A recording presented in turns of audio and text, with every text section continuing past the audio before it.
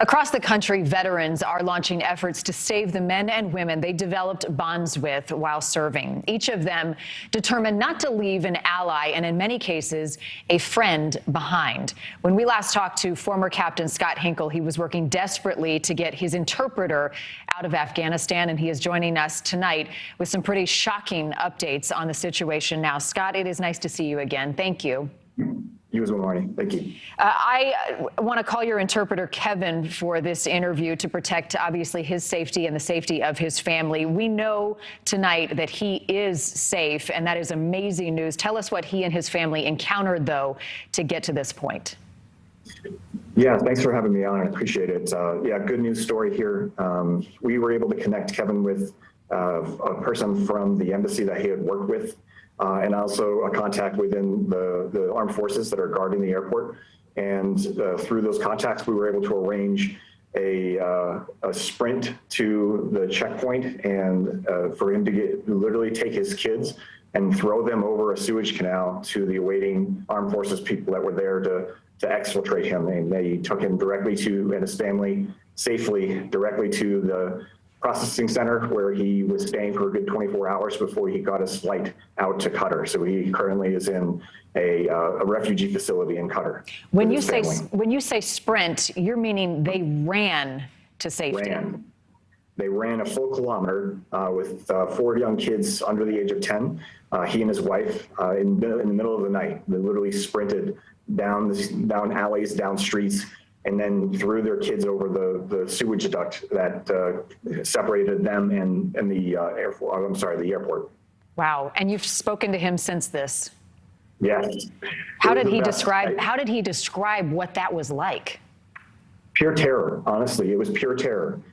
He had one shot and no margin for error. Absolutely none. Which in any mission is frightening. But when it comes to your own family, I can imagine he was very scared. But he is an exceptional individual who kept his mind focused on the mission, on the outcome, and was able to successfully talk his way into the air base. Wow, incredible. I understand, Scott, that Kevin and his family, as you said, are now in Qatar. They're at a refugee center, and it sounds like the conditions there are not good. No, they're not. I've been to Qatar. It's a very hot and humid destination. He's in a hangar, an airplane hangar, with about 7,500 other Afghans that all have sought refuge. So you can imagine no air conditioning, long lines for food, long lines for bathrooms, very few options. So the sanitation conditions are horrible. But he's out of Afghanistan, which, you take your small blessings where you can find them. Wow. Your story, Scott, is one of many. And I know Kevin obviously means a lot to you, that you're willing to go to these lengths to get he and his family to safety. Talk to us about this special bond that American troops have with these interpreters and other Afghan allies who have helped over the last 2 decades. So obviously it's a pretty unbreakable bond. You forge these relationships under extreme conditions. And those relationships and those friendships, they last decades. Hopefully we can be friends for another 40 years. That would be wonderful if we could grow old together. But it is a special bond, and I consider him part of my team. I had a team of 5 in my mind. I had my 4 U.S. civil affairs soldiers, and I had Kevin, and he was my team. And it broke my heart thinking that I might leave a team member behind. And so I owed it to him to pull out every stop and push in every direction and plead for help in any way possible to get him to safety, so that I could fulfill my obligation to him. He kept me safe while I was in Afghanistan for that full year. This was my chance to return the favor. What a sense of relief you must be feeling right now. The way I described it is I felt like when I heard that Kevin had made it and I heard his voice again and I heard him, the complete lack of fear in his voice again, it literally felt like a 20-pound knot in my chest had just quickly unraveled.